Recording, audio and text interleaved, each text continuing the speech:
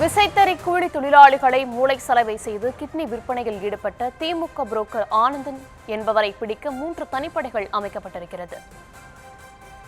Tiruchengode DSP தலைமை மற்றும் பள்ளிப்பாளையம் காவல் ஆய்வாளர் தலைமையிலான 3 தனிப்படைகள் அமைத்து ஆனந்தனை தேடும் வேட்டையில் போலீசார் ஈடுபட்டிருக்கிறார்கள். விவரங்களை தர இருக்கிறார் செய்தியாளர் தங்கமணி.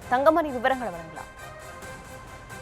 வணக்கம். நாமக்கல் மாவட்டம் பள்ளிப்பாளையம் குமராப்பாளையம் சுற்றுவட்டார பகுதிகளில் விசைத்தறி கூலி பெண்மணிகளை குறிவைத்து அவர்களிடம் பணம் ஆசை வார்த்தை காட்டி அவர்களிடமிருந்து கிட்னி விற்பனை செய்து அவர்களுக்கு 5 லட்சம் ரூபாய் வழங்கிய நிலையில் தற்போது அந்த கிட்னி விற்பனையில் மூளையாக செயல்பட்ட பள்ளிப்பாளையம் அன்னை சத்யாநகர் பகுதியை சார்ந்த திமுக தலைமை கழக ஆனந்த் என்பவர் தலைமறைவாக இருக்கின்றார். ஆனால் இவர் தலைமறைவாக இருக்கிறார் என கூறப்படும் நிலையில் தற்போது அவர் பள்ளிப்பாளையம் அன்னை சத்யாநகர் பகுதியில் தான் சுற்றி வருகிறார். இதனைத் தொடர்ந்து அவர் மீது சுகாதாரத்துறையினர் புகார் அளித்திருந்தனர். அந்த புகாரின் அடிப்படையில் பள்ளிப்பாளையம் காவல்துறையினர் 4 பிரிவின் கீழ் வழக்கு பதிவு செய்து விசாரணையை மேற்கொண்டு வருகிறோம் என தெரிவித்தனர்.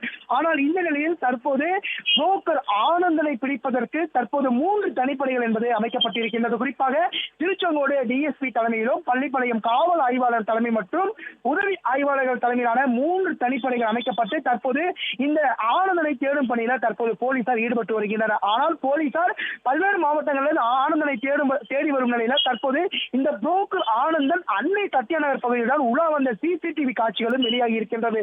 தொடர்ந்து இந்த பகுதியில் ஆனந்தனை மும்முரமாக தேடினாலே ஆனந்தம் சிக்கலாம். ஆனால் தற்போது போலீசார் தனிப்படைகள் அமைக்கப்பட்டு தற்போது காலை முதலே இருந்து ஆனந்தனை தேடி வருகின்றனர்.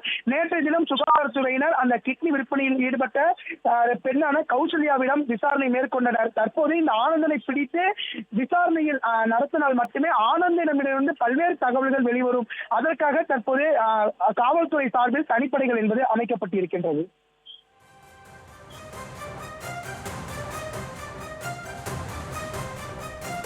விவரங்களுக்கு நன்றி தங்கமணி.